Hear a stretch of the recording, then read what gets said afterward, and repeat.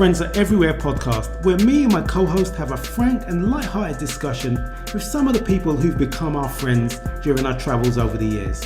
Hopefully this will provide an honest and sometimes enlightening insight into our lives as well as theirs, as we all just try to negotiate new and interesting cultures. And even if these insights aren't always forthcoming, we might be able to provide a humorous perspective to lives outside of our home countries. Stay with us and let's see.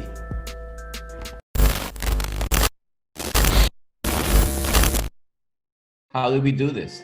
So you got we a question? We play a little theme tune. We play the music, the intro music. We'll play this. So this is John Coltrane, Alabama. I've never heard this one. Okay, so as a point of the story behind this composition, it's 61. 4 little girls were killed by a bombing in a church in Alabama, and this stirred enormous emotions among people who were in the movement in the U.S. And Coltrane's response was the song, which, well, okay, clearly outside of the fact that Coltrane is probably the most important musician of the 20th century, is the fact that he composed this at a very emotional moment. Yeah, I like it. All right, mate. Cool. That's it. Good. Yeah, you know what?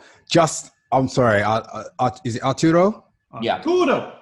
Listen, it's so nice to meet you. I like that you like music with a social conscience. One of my musicians that I really love is Gil Scott Heron. Yeah. So, proper social commentator. I watched Gil a couple on the Life and Times in small venues in the U.S. He's clearly a brilliant social commentary musician. Tragic life, but there you go. Sometimes it's but on a certain level that helped to fuel the music that he created as well. No shit. He was never shy. He was never shy about speaking around the things that were troubling him and the troubles that he went through as well. Okay, so I'm gonna move our conversation to a different part of the house, okay? Because so you're moving from the beach. Are we moving from the beach? No, the beach stays. Remember, the beach stays. It's gonna get nighttime for a second, guys. I think I should switch on the light in the apartment as well. I don't know why are you in shadow? I don't understand. What is the purpose? It can't be that dark. Yes. It can't be that dark. Yes, it is. Is it really dark? Yes. Oh man. Yeah. Arturo, this is so freaky, Arturo. I'm telling you. It's the freaking. You walk in with the beach static. It is freaky as hell. My God. That is the freakiest thing ever.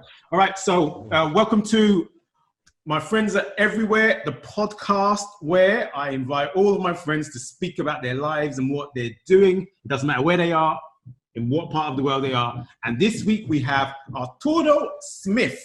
Welcome, Arturo. Thank you. So let's hear a little something about you, Arturo. You have a very interesting story, and that's the truth. I know that. Mm-hmm. So you want to know what I do, how I ended up in China? Yeah, well that's a story. No, don't Wait, care you're about in China. No, he's not in China. Well, yeah. He's not in China. Well, let's just say technically I'm working in China. That's where I'm getting my paycheck from right now. Good for some. It's good for Which some. in itself is a privilege because so many people don't even have a paycheck right now in the West. Anyway, Exactly. Here in the East, it's the same case. So shit has hit the fan. So I'm very lucky I'm still working at the same university where Kenny works at. Before and during that, I've always been a cinematographer by trade, which is basically a cameraman who probably has a little more equipment. Sometimes tells stories, sometimes he doesn't, or she doesn't. But in any case, you're a professional cameraman if you're a cinematographer, or a professional camerawoman if you're a cinematographer. And I've done this for, God, I don't even know since when I started. I started a long time ago, and I've worked with a lot of people during my career. A lot of actors and musicians, particularly musicians specifically. I participated in the time when the music promo was at its height. So I worked with the people who were involved in that world for a long time, and subsequently I did, other films. But yeah, so anybody you can think about in the music world, prior to MPEG 3, probably I worked with, I think. Some of the prominent ones anyway, the Michaels, the Jacksons, Michael and Janet, Trent Reznor, I worked extensively with. I worked exclusively for Prince for many years at certain points in my career. Genius. Gosh, I don't know. There's a big list anyway of a lot of people who were around at that time, So there it is. Next question. And Arturo is also like a Trini Venezuelan. This is like a... That's true. A Trinezuelan. Venezuelan. That's a very appropriate and new term. Since lately, I'm noticing that that the Caribbean intelligentsia of the past has become noticed again, i.e., your Eric Williams and your Marleys and your Manleys and your those people who were somewhat a little forgotten, all of a sudden, because of Black Lives Matter, have come back into prominence somehow. It's kind of nice to see that, I think. Yeah. So in talking about the Black Lives Matters, what do you think about the retrospective look at where we were and the current situation of where we are? Economically flat. Incomes of Black people in the developed world have not increased since 1961. So we are economically flat. Nothing has really changed in that respect. Then perhaps there is now a more, there's a bigger awareness among people who are not of African descent as to what has been happening for a long time. And I think that's a positive thing. How to quantify the response that all these young people, and how will this affect the lives of all the African diaspora, that is yet to be seen, particularly in America and Britain and all the places where we know institutional racism has prevailed. Heck, the fucking Brits invented the world race. What are we talking about here anyway, right? So let's not even go there with that. But yeah, in these places where there is serious institutional, structural, and social racism, it remains to be seen what can happen. I think that's really the thing. So I'm positive in some ways. I'm waiting to see what can happen, and if I can go out there and walk myself, I will. Did they have something in Berlin? No. Did they have something in Berlin? Yeah, there's always something in Berlin. Are you kidding me? We protest for everything.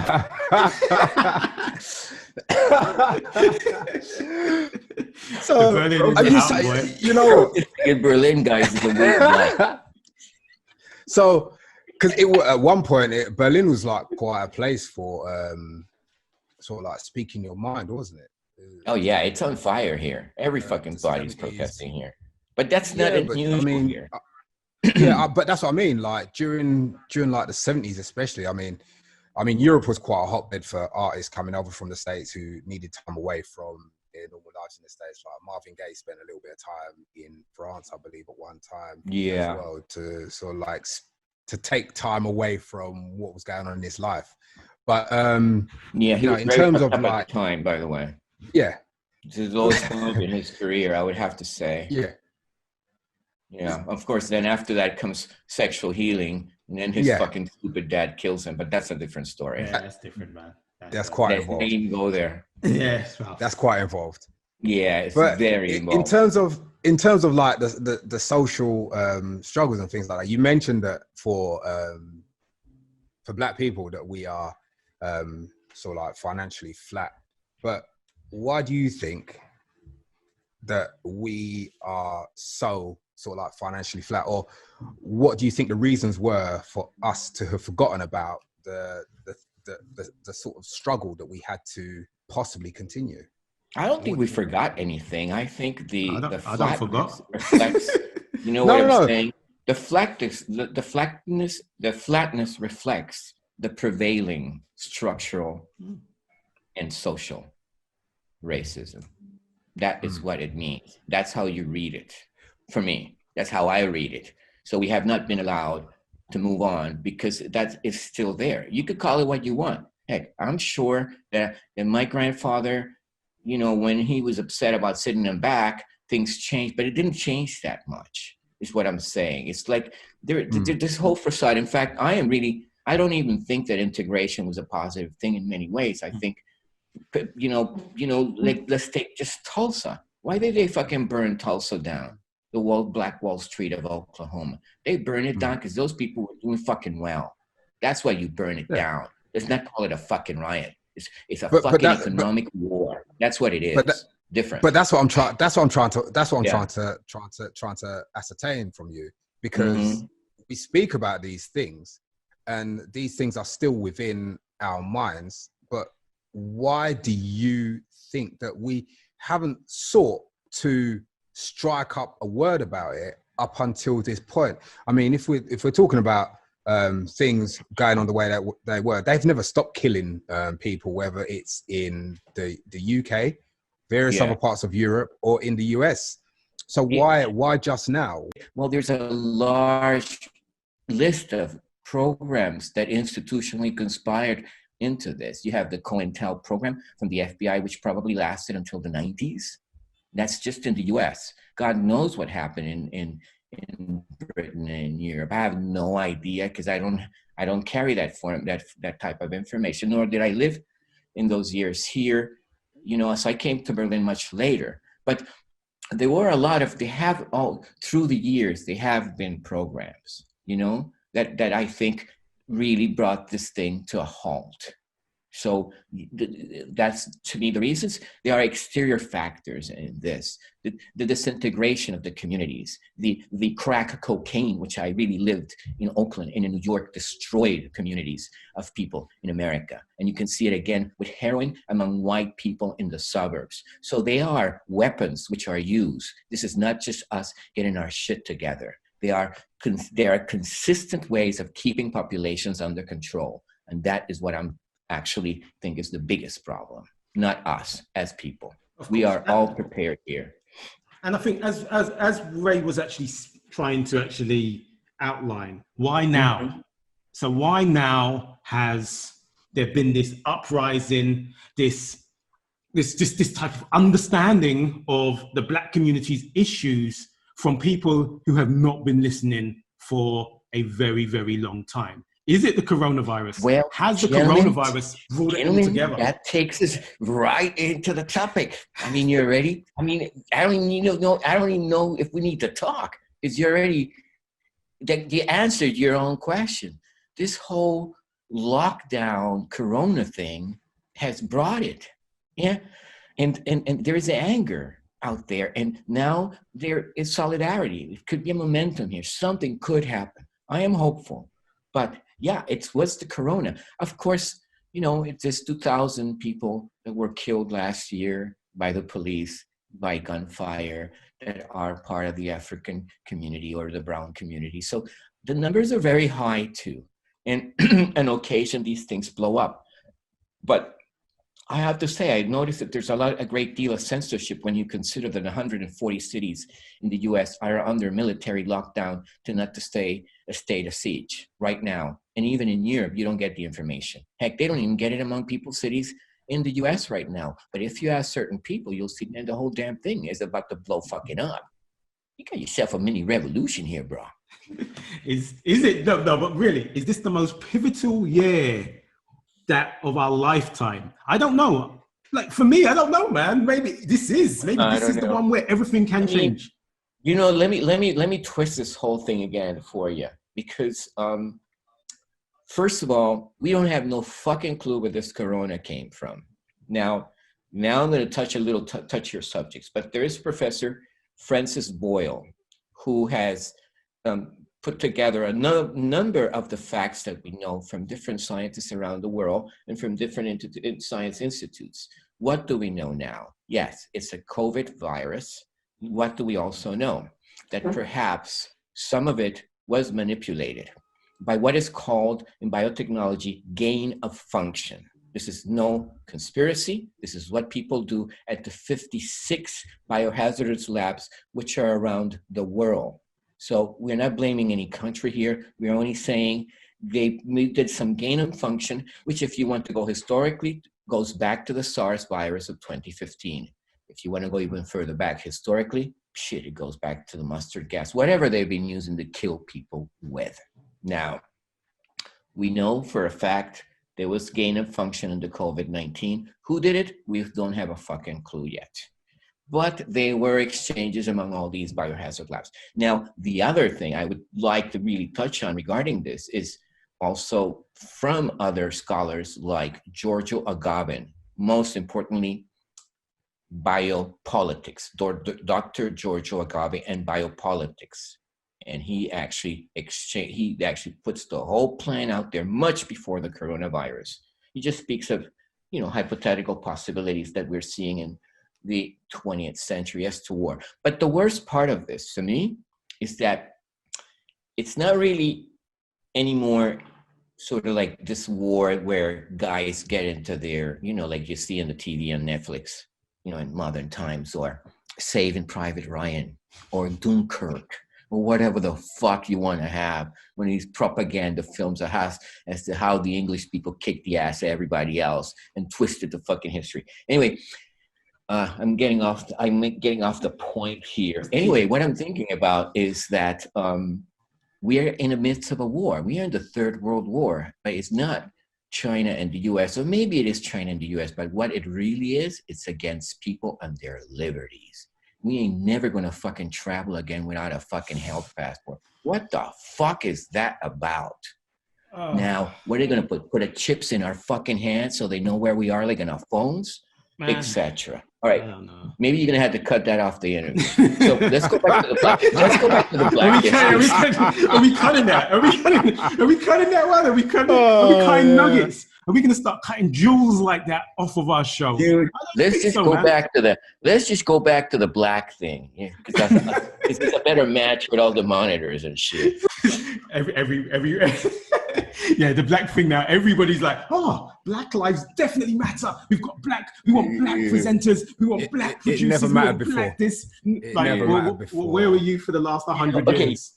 On a more humorous note, one thing I really think sucks is when people look at you because they've been looking at the news and they have this sort of face of trying to reach out. I don't fucking know you, Mofo. Will you not be looking at me that way? They just want to reach out and touch, Arturo. They want to reach out and touch your pain. Somebody's hand. Touch your pain. All of the pain that you've suffered over your life. What's going on in Venezuela? Is Venezuela started a Black Lives Matter movement going on there? What's happening there?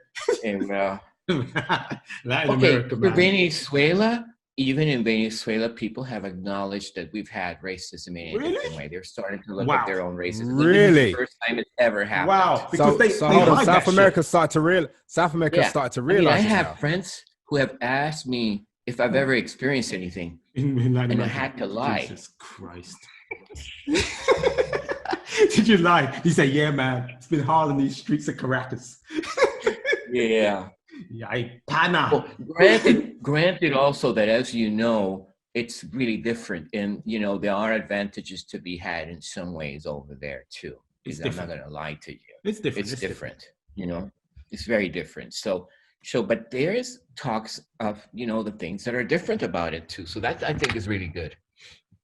It's positive. Because it is. The racism, like the prejudice and racism that exists in Latin America is definitely, it's a different style of racism. It's not the same. Maybe with exception of Brazil, where it's really fucking in your face. It's real there. In the US. It's real there. It's worse in Britain. Worse in Britain and the US. Hold on a second. So could you give our listeners somewhat of an idea of what you're talking about in the way that it's different, please? Just so that we've got an idea. Okay, so if you're going to walk down to a record store in Rio in a cool part of the city, all three of us would be stopped and searched without any permission because we're fucking black and we're going into a neighborhood which is middle class or upper from that. So the racism is prevalent.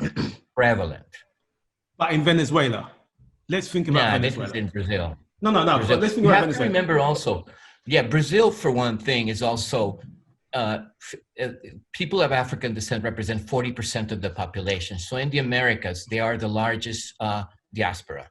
In the U.S., people of color are around right now 13.5% of the population. You know, and then yeah, surely the Caribbean, we are a larger percentage, but those are such fucking small populations. They're, you know, it's almost insignificant compared to whatever else is in the other geographical locations. So in Venezuela, it would never be direct, but they would tell you things. It's not like no blacks allowed, but they, sorry, sir, you can't enter. It's more like that. It's a strange racism in Venezuela. I'm not gonna lie. Yes. It's not as if people are running around just shooting black people on the street in Venezuela. No, that's not happening. No, it's not that type of thing. I don't think the police force, because the police force are not going to be, generally they're not white anyway. So, right, but it's a mixture. It's a mixture of race and class. What you experience in Latin America. So, when you look at upper classes of South America, which are the dominant and have been for centuries, it's the same families, and most of them in most of the countries were of Spanish descent. Yeah. Right. Then in Venezuela, you would have more certain other Europeans, but also at its moment, there was a bit of a middle class, because to say there was a middle class would be a joke, but there was more middle class represented than in other parts of South America, perhaps with exception of Argentina, I'm guessing now, where, as you probably know, they got rid of all the black people. In the Civil War. Front lines of the wars. In the Civil War. They threw him in the Civil War. Yeah, they killed everybody. Fight for your freedom. Fight for your freedom. But was it Blanco Negro or something like that? What's that? The Uruguayans. Yeah, they did keep the music though, because the tango is still very. You know what? We could kill all of them lot, but their music is too sweet, man. We're gonna keep that shit. Don't like them, so we're keeping that music. But isn't that just the way that they is anyway? Like, oh man, we really don't like you, but your music is good. The music, yeah. Your clothes look so sweet. Your clothes look so sweet. We will incorporate. I mean, I love, for instance, and when it comes to these appropriations of African culture from particularly from the kids, street kids, which really come up with these fashions, it's like FUBU, right? When Korea bought FUBU, right? I'm like, what the fuck happened here? So I was in New York with a friend of mine, and he's like an old fucking, school, I guess now you can call him hip hop artist. Back in the day, they was just fucking beatings, playing beats. But anyway, so I'm saying, what's up with this shit? He says, I don't know. Now it's a Korean company, he says.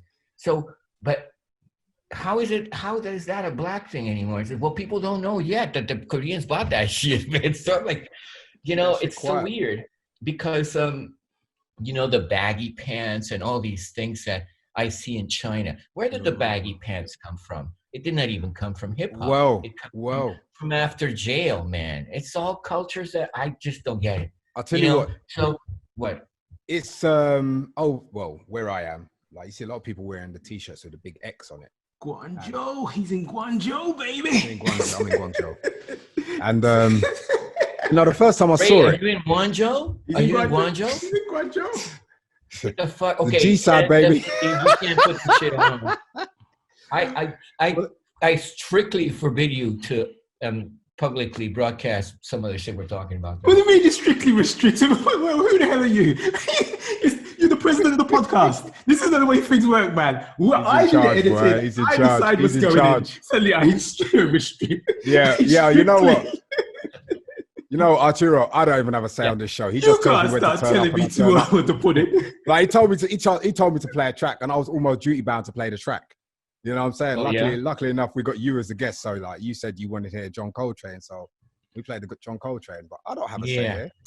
Here we go. What is this? You playing the victim? Are you playing the black victim now? Are we? Like always talking. You know what's actually? The other thing which I like about the music is that you have no lyrics, so it's just the pure power of the sound, which comes out in some of that music from that time. So you don't have anybody telling you what happened or who did what. You just know what the damn song means by listening to it and feeling the thing, And that in itself that's pure fucking genius.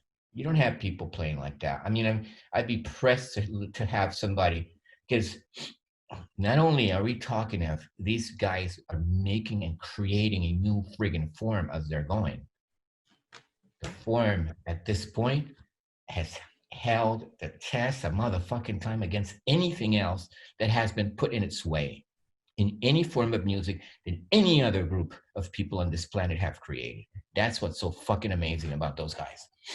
They're like the pyramids, man. They're like the pyramids. I'm telling you, they will Like last fucking forever. prophets, bro. I'm telling you, there's no doubt about that. Yes. Muhammad Ali. So greatest. so when you're The coming back to greatest. China, man, when you come back to China to what is it to start? What is it? Partaking in some of this rich Chinese heritage. And I told you I went to the Black Lives Matter a party. I went to China Gives a Fuck about Black Lives, Ray. Well, Went that there makes sense. on Saturday. That really makes sense in China. You should have been there, man. You should have been there, Ray. They would have. You could have been like the poster child. I can imagine. Yeah. Let me just say, I have enough. My experience has been nourishing enough by just showing up at the fucking shopping mall. I know enough by just looking at that place. So I don't really need more than that. Well, Ray's down in Guangzhou, man, where it's been going off. Where it's Yeah, been, I know. Where like Chinese and black culture's been coming together. And I'm going to have to hush my mouth about that shit that is going down there right now, because it's just too much. If I'm honest with you, they're trying to sweeten it up again now. Like, sweeten you up now. I sweeten you up. They try, yeah, off, and they try and talk. So what are they doing? Shit like that. How they sweeten it well, up? I don't know. It's a bit weird down here. Like, whereas like up until a few months ago, they'd be running like they still do, but like no one really talked to you, and they all run away from you. Now you get one or two people say, "Hey, how are you? Hello, my brother." It's like. Shit, man. So that means you know, Ken, you know what I'm like. I got my mask on, I suck my teeth, and I'm just moving through like, don't want to. You know, I would have been like, so when you're starting to bring the girls around, so enough of this. If you're going to start sweetening up the party, then you may as well go all the way. Just start knocking on my door. What the hell? So what, they're trying to really like? Okay. Well, put it this way. Now, I mean, there's still people that run away from you. Like, that's evident. You know, like they walk past you, and they see you, and they put their mask up, or they block their noses and shit like that, and whatever. But then you got one or two other people who are now prepared to say hello, and like expect that you're gonna have a conversation with them and shit. And it's like, come on, man. Why aren't you, man? You could educate them on a black life. Like this is another one where like if I say anything, it's probably not going to be a positive thing, so I'm going to refrain from it. I don't know, man. He could be educated. You know what I'm saying, fuck him. You know, I'm really sorry here, Kenny, but I'm going to have to concur 110 fucking % with Ray on that one. Listen.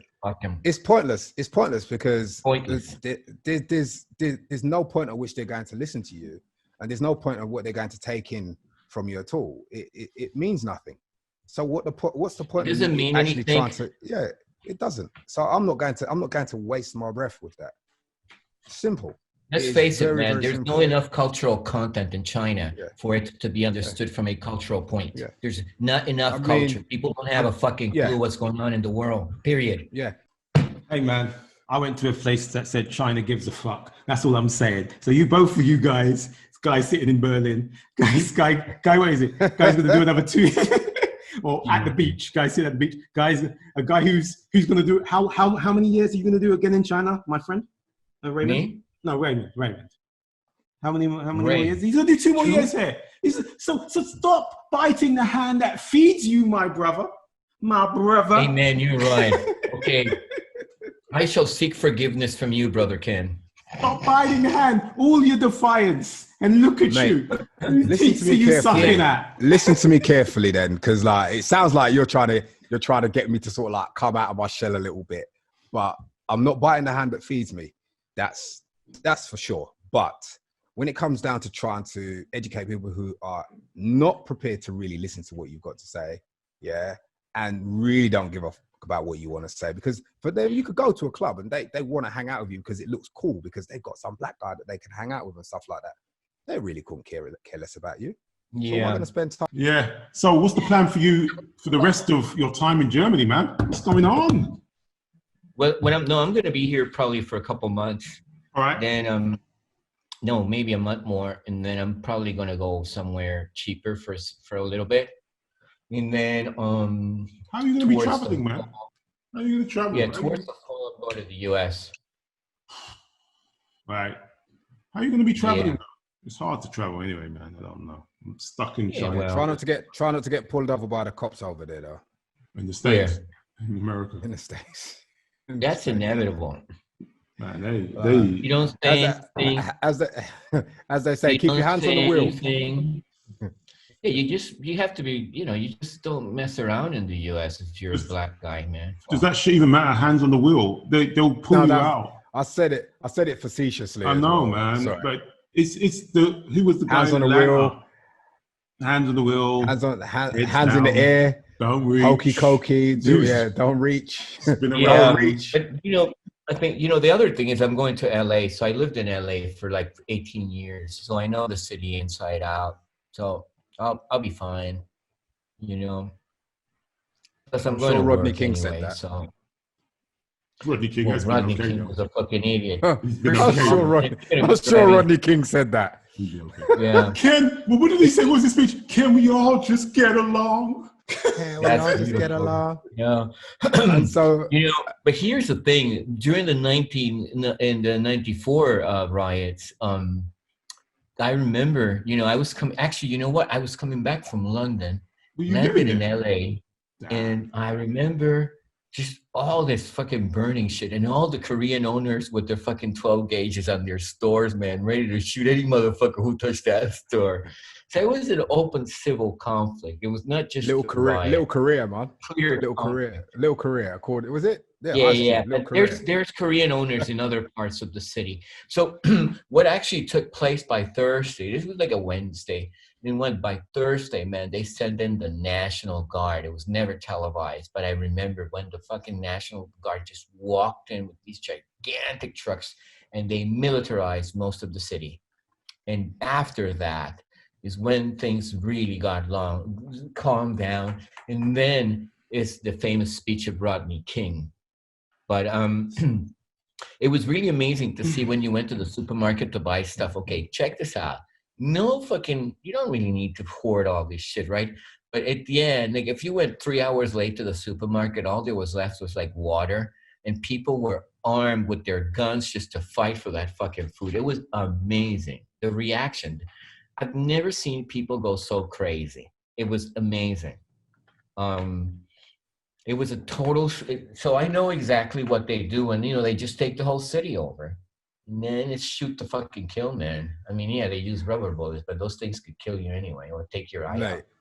So Arturo, you're saying that obviously you guys didn't know that the National Guard was on the streets in LA, but I think over in different countries they heard about it, because I'm sure at one point in the UK we heard that the National Guard was deployed in LA as well. So maybe, as free as your press is over there, there are times that they don't let shit out. They don't let shit out. Also, press was probably different in 20 years ago. I think the information that we get from the same sources like the New York Times or the Guardian these days is just so corporate that we don't really get much from them. So to actually really get information, if you was to get into this, you really have to go, for instance, in England, the Canary thingy, that newspaper, Canary, from that girl. That's, to me, the most informed, piece of work. Documentary guys is that white-haired dude, I forget his name, who always does those health documentaries. I mean, even the BBC is a fucking sold out. Jeff Bezos, I believe, it's not Jeff Bezos. Bill Gates now owns a large portion of the corporation. So it's no longer a public corporation in the true sense of the word. So, yeah, I think you probably had more news back then. But if you look at The Guardian today, and I look at it like once a week, it's just, and then football. Yeah. But that's, I mean, to be honest with you, You said, I mean, I understand what you're saying. I mean, listening, Yes. I know, yeah, I know Kenny's never been a fan of his, but Excuse me. like KRS-One mentioned it years ago in one of his tracks, is that the press, was it 1, 2, 3, the crew's got BDP, and if you want to stop the violence in hip hop. It was off of his My Philosophy, by all means necessary. Never liked it. And he was talking about that in his lyrics, and he's talking about how the press gets controlled. You know, like 1 minute you want to bring out a story, the next thing you know, like you're getting called by. Oh, but you're talking about a major fucking brain here. It's not just a hip hop guy. He's a I didn't like him, man. I never liked KRS-One. All I right, mean, KRS friends, no. come at me. No. Come at me. Can I just say, like on the point of, because I used to love KRS-One back in the day. However, since I no longer have that fervent love for hip hop anymore, I've, you take that step back and you look, and I've got to admit, there's times when I listen to what Kenny used to say back in the day, and I could kind of see it. But that's true of a lot of hip hop. Of course, everyone's an ego man. But I mean, regarding that point, Ray, I had to admit that during the times I worked on with hip hop, it was just so. I just didn't understand some of what was happening. Even though you're working in it and the people, it's really if you're involved in the thing as it's unfolding, I'm not sure I understood hip hop the way and the impact it would have later. I was just, doing the thing, and some of that stuff I didn't really like, to be honest. I didn't really think it was music because, I loved music and I've always loved, other forms of music. So sometimes it's a generational thing, I believe. Man. It's a generational thing. Because that's me and Kenny have this constant discussion. I agree. Because I don't feel hip hop generally these days. However, and he's making up his face already. However, there are certain artists that I would sort of like listen to and have a sort of like a slight affinity to. So the other day I was listening to, is it Sa Rock? Some female rapper, and I was like, oh, music's quite good. And it's not just musical, it's lyrical as well. So I felt that. Wow. Yeah. Amazing. It is a thing. Depends on what touches you at that moment in time. And there's always going to be some form of a connection that you feel with that music. Now, as I've said to Kenny before, I don't feel hip hop these days because I don't feel that it really touches that sort of like that thing that I look for, which is both musical and lyrical. Okay. And that could be down to my age, because as I mentioned to you, there's certain artists that I like from a generation before, like Gil Scott-Heron and things like that, who are social commentators. Now, for you, that might not be exactly what you like. Yeah. All right, Ray, you had your little diatribe. You've been having liked hip hop for about 20 years, mate. Talking about how I don't like hip hop. Right. When I was, you know what? You've been like hip hop since about 90. You know what, mate? I like how you keep trying to shoot at it, Ken, because all it was just an honest opinion of what I thought. It was by no means trying to put down what other people listen to.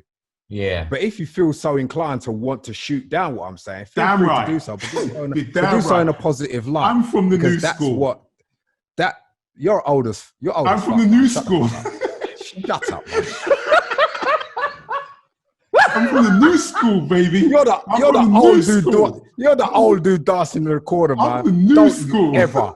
Shut up, man. I'm from the new school. I don't know. I'm what is it? You know what? I'm into Future. You got underwear that are older than children that are dancing out there right now listening to their music. Yeah. How dare you? Future. I'm into Future. I'm into what else? The Migos. I'm doing all of that. Whatever, man. I love that shit, man. I love that. Yeah, them tracks. You're actually curse online. You know what, guys? You're actually seeing. You're actually witnessing the part of the recording that's going to be edited right there. You know when I start editing people out, like Ray just has this long tribe. He's going to cut that speech out. I'm going to take it out right now. Of course. Of course. Why are we going to keep long diatribes about what is it? This is how I feel about music. Yeah, And you know great. what? It's gonna end. It's gonna wind up somewhere on one of our clips with Ken trying to cuss it, talking about he's new school and he's gonna jump in and shit like that. You ain't jumping in shit, man. I'm new school, man. But I've got the editing rights. That's all I'm saying. You know the way it goes. The man on the cutting room floor. Suddenly they start creating a narrative. It's like to the winner the spoils of war. Exactly. Think about it all of the time. I mean, are you actually listening to what he just said? It ends up in the cutting room floor. I heard it. And the thing is, right? I'm so confident. I'm so confident this is going to end up on the cutting room floor, right? And at some point, just for the sheer hell of it, for the love of what he likes to do, he's going to try and put this shit out, right? And put some kind of overlay on it, just to amuse himself. Man, editing's hard, man.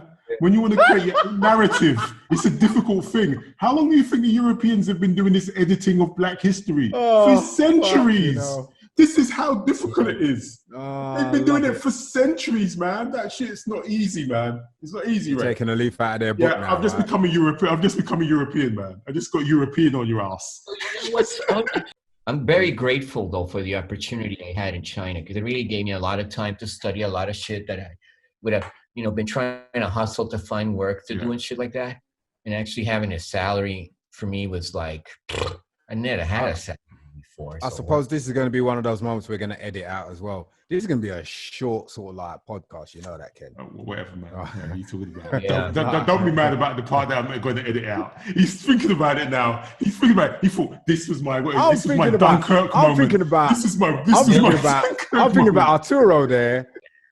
Everyone just getting over here was a fucking mission and a half. It was so many hoops. There was so many hoops. It was like ridiculous. I felt like a sea lion in the circus.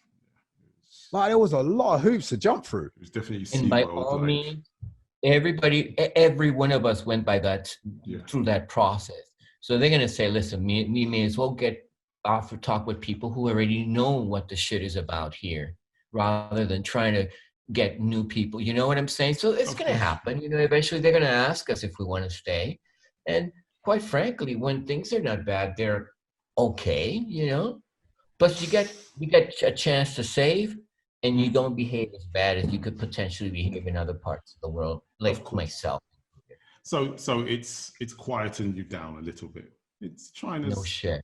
With a nice little dampener, so you've been able to relax. But you know that I don't know. Can you speak about your moving to Shanghai, Ray? Is this something that we're gonna have to edit out again? I have to keep on editing out these sections every time. Every time in the show, I have to edit this section out. No. Okay, look. So what it was is, as we spoke out earlier on, I am currently living in Guangzhou. And I was prepared to do my further sort of like 12 months in Guangzhou and then just say, all right, I'm done. And it all kicked off. It all kicked off a few months ago, where anyone who looked like me was basically public enemy number one. You know what I'm saying? So now that's a band. Like yeah. And you had to just, basically, it's almost like you just had to keep a low profile, just keep it out sort of like public and things like that. It's just ridiculous. It was weird. It's too much work, man. I have to agree. Yeah. It's too much work just to have a normal kind of thing, going. And the worst thing about it is I'm not actually in central Guangzhou. So you don't really see too many other expats or international people. Mm-hmm. And I'm in the outskirts, which is in the suburbs of Guangzhou, and it's you're properly like disconnected from everywhere. And so everyone else around you, it's even more backwards. It's not Shanghai, Beijing, right? It's behind Suzhou, and Suzhou already is backwards. So for me now, I was like, oh man, I've got to do this for another 12 months. And I was like, after what went on, I was just like, I'm done with it. And this opportunity came up. This opportunity came up, and it's not down here. Because I had there were opportunities down here, but it was just like, what's the point in sort of like, you know, staying down here to skip from one part to another part and still have to go through the same I'm going to thing. tell you how my grandfather would have put this in proper Trini. The same bullshit again. All the time. All the time. Man. You know? So, yeah, you ain't even jump out of the frying pan into the fire, jump into the next frying pan. But wait, so what? So what? Yeah, talk. So wait, what are we talking about? Are you moving up to Shanghai or not? I'm moving up to Shanghai. I'm going to do the Shanghai. I'm going to do the Shanghai thing. We could have a non-Zoom meeting at some point. Yeah, when? From where? From when you get back into China? I got real like myself, eh? You know, Arturo, yeah. You know that there's a Caribbean night in Shanghai every single week now, don't you? I'm not lying. Yeah, boy. You know what? Look at his face. That Trini woman who helped me out, she keeps posting about it. It's in that 501 sort of like restaurant thing, isn't 501, it? 501. Down 501. Like yeah, she's on it. She's posting that. She's posting that saying, yeah. Look at his face. Look at his face. I'm telling you, I'm going to go down there. Me and Ray are going to go down to this Trini night. Oh, it's not a Trini night. It's a Caribbean night. And we're going to take some photos. Look at you laughing. Yeah. I'm going to be wearing that Trini flag, you know. I seem skeptic, man. You know, here's a good one. So, there's a friend of mine, and his dad was like a big communist journalist back in the day. So, but when he was really a young journalist, he was in China in 1953. He was invited to go to China from Venezuela. Right? So this is a bit back. This is when, you know, I guess Mao was still around. I mean, the whole thing was still going, right?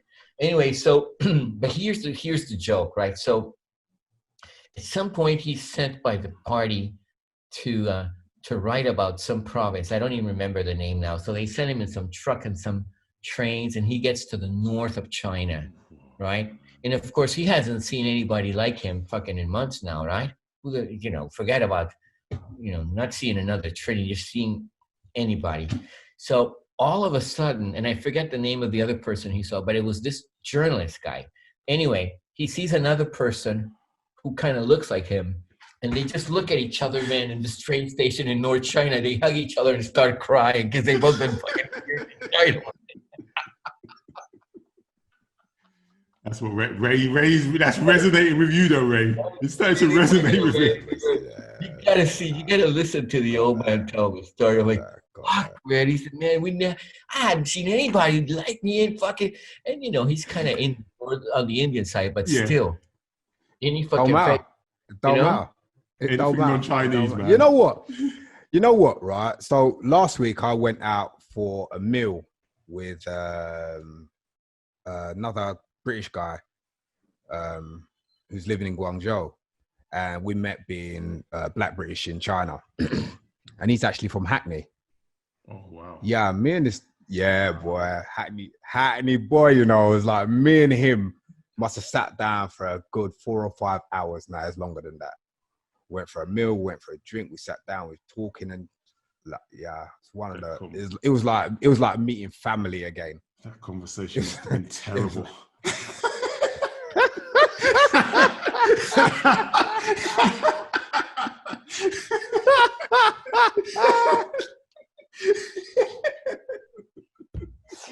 You know what? Like, I don't like your disrespect you got for East London. You know, I really don't like it. I cannot take it. Like all the time, from since we was at uni, you've had this thing. I don't like. You know what I'm saying? It was interesting. I think it'd be good to have him on the show.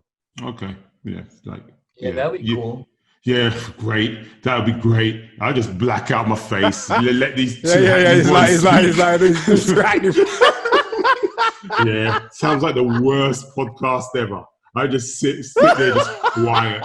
whilst they just talk about how remember when Dwayne got stabbed round the ends then, you know. No, that sounds fantastic. That'll be a podcast and a half. Thanks to Arturo for joining the podcast this week and providing so much knowledge to all of the listeners. To all of my friends in East London, don't worry, it's just satire. And when the podcast comes back next week, maybe the show for you. Please subscribe to YouTube and our Podbean platform. See you next week.